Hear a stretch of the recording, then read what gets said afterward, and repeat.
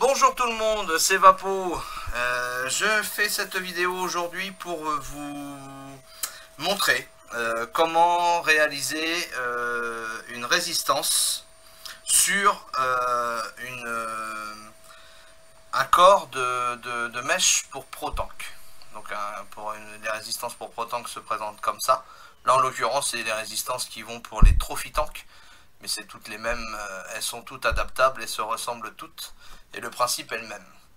Donc, le Trophy Tank, le voici. Hein, qui a donc exactement la même tête que la bébête. Et pour vous prouver que je mens pas, donc là, du coup, la résistance, elle fait, hop là.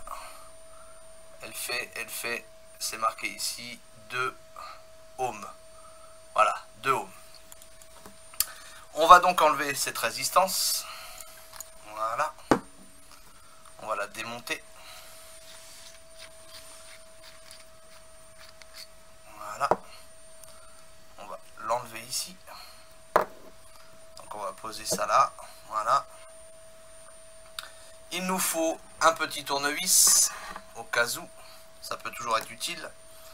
Il nous faut du Kanthal ici. Et il nous faut de la mèche. Moi je la prends en 2 mm. Il y en a qui préfèrent la prendre en 1 mm. Personnellement moi je préfère la 2 mm. Ça va plus vite, c'est plus simple. Et voilà. Excusez-moi, la caméra bouge un petit peu, je ne sais pas pourquoi. Pète un câble, j'en sais rien. Donc on va la démonter, cette fameuse bébête. On va tout d'abord enlever la cheminée ici. Voilà. Donc vous voyez, là c'est de la 1 mm qu'ils ont mis dessus. Ils ont mis 3 brins. C'est ces fameux d'ailleurs 3 brins des fois qu'il faut enlever pour arrêter d'avoir des goûts de cramé.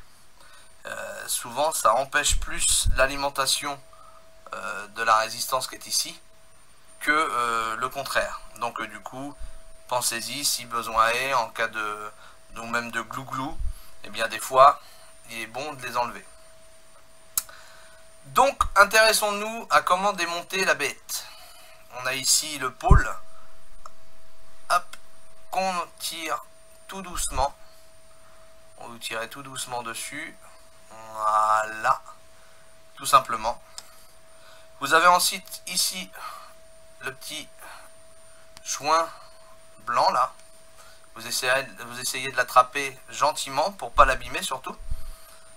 Et une fois que vous l'avez saisi, eh bien vous tirez dessus. Tout doucement aussi, voilà. Dès qu'il est délogé, après il se défait tout seul. Clac. Voilà. Ok. Donc, comme vous pouvez le voir, ici il y a les morceaux, les pattes de la résistance qui dépassent. Et je vais vous expliquer comment on procède pour les remplacer. Donc on enlève, on estime que celle-ci est cramée, qu'on n'en a plus besoin. On la vire, on s'en occupe plus et on pose tout ça. Voilà, pour l'instant, l'étape elle est là. Ensuite, on prend notre petite bête. Alors, je vais lisser un petit peu plus mon Kanthal, moi, pour éviter des aberrations sur le coil. Voilà.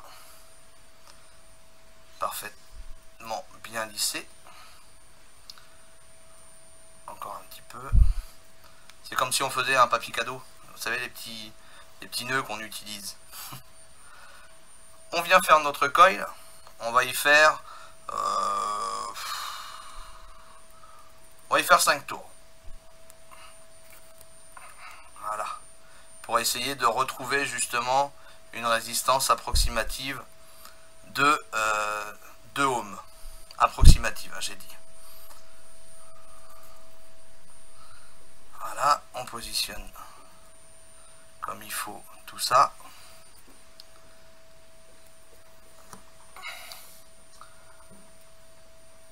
Voilà, on a notre coil de fait. Bon, il n'est pas super bien fait.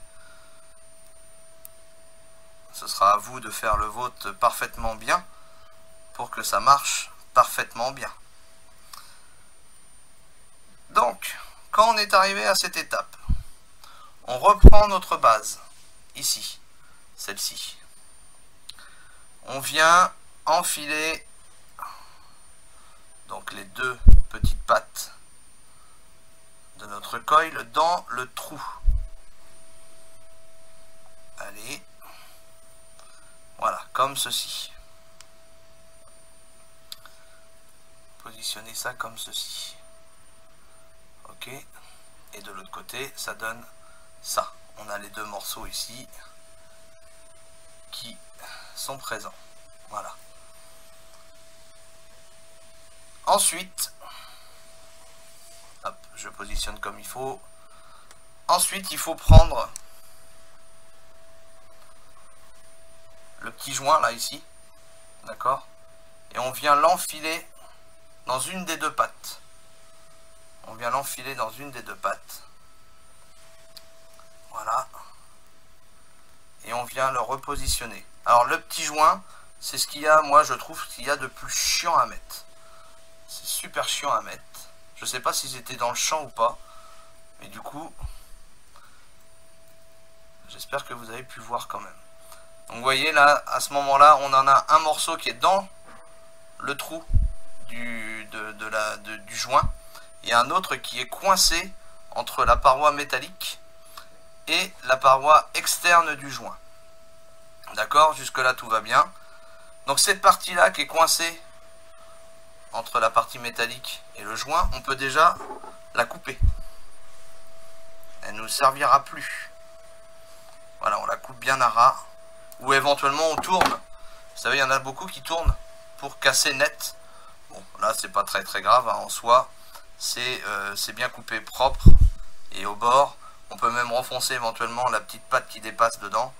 Ça pose pas de problème. Ensuite, on prend donc le connecteur ici, qui sert de contact sur le pôle de votre mode ou de votre batterie. Et on vient aussi, hop, insérer comme ça, d'accord, en coinçant le fil dans le tube et on l'enfonce tout doucement. Voilà. On l'enfonce tout doucement et ici on est maintenu. Il tient comme ça là, ici. Il est là. Donc là c'est pareil.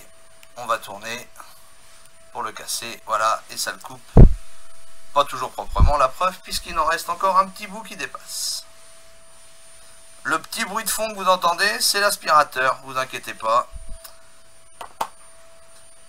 C'est juste que en bas ça fait le ménage. Voilà. Alors, on va repositionner la cheminée. Tac. Ça aussi c'est pareil, c'est pas toujours très évident à faire. Voilà. Vous avez vu, moi j'ai pas remis de mèche dessus. J'ai pas remis de mèche dessus parce que il n'y avait pas d'intérêt. Pour la démonstration, il n'y avait pas d'intérêt. Je viens juste positionner comme si j'allais la visser pour voir où les mèches s'arrêtent. Donc là du coup, j'ai vu où ça s'arrêtait. Et il n'y a plus qu'à couper ici. Et ici. Tout simplement. Ensuite, vous venez visser. Voilà. Comme ceci. On remet sur le protanque.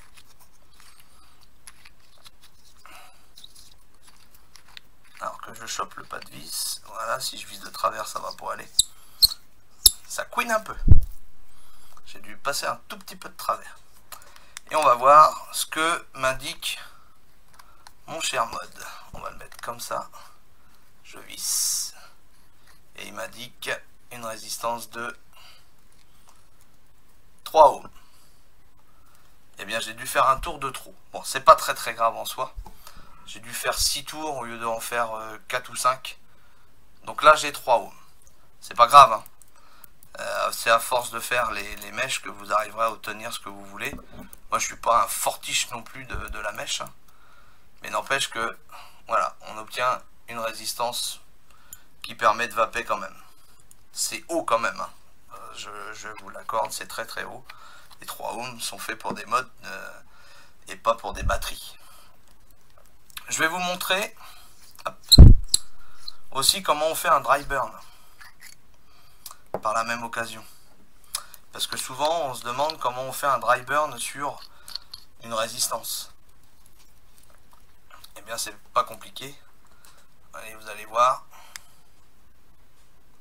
Voilà. Vous voyez là ça chauffe. Donc là forcément ça ne va pas fumer. Mais quand on a du liquide qui s'est déposé et on a vapé pas mal de temps dessus, et bien du coup on se retrouve à avoir de la saleté sur la résistance. Et on a des fois un petit goût mauvais. Et bien il suffit juste de faire plusieurs fois comme ceci. Voilà. Ça permet de nettoyer la résistance. Voilà. Toc. Tout simplement. Et une fois qu'on a fait ça, il ne nous reste plus qu'à mettre du liquide. Un tout petit peu dedans. C'est juste pour la démo, donc je vais en mettre un tout petit peu. Voilà.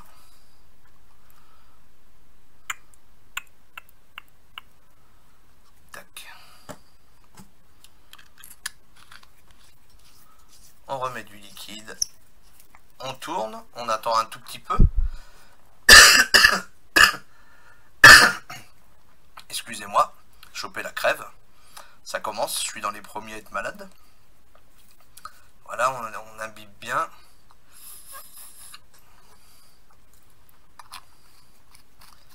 On visse. Et puis on va.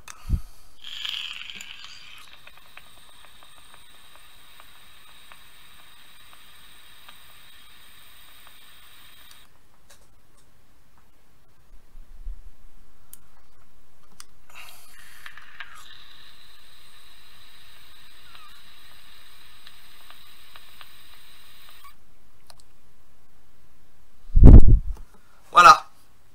Eh bien écoutez, merci d'avoir suivi cette vidéo et j'espère qu'elle vous sera utile. Si jamais vous avez besoin, vous pouvez toujours me contacter. Vous pouvez aussi me retrouver sur le forum Vaposite qui vous permet de nous rejoindre et de partager notre passion sur ce forum. Vous pouvez aussi me retrouver sur l'adresse mail qui est marquée en bas dans le descriptif. Et autrement, vous pouvez aussi m'appeler. Il n'y a pas de souci, le téléphone se trouve sur la boutique. A bientôt, merci beaucoup et au revoir. Ciao.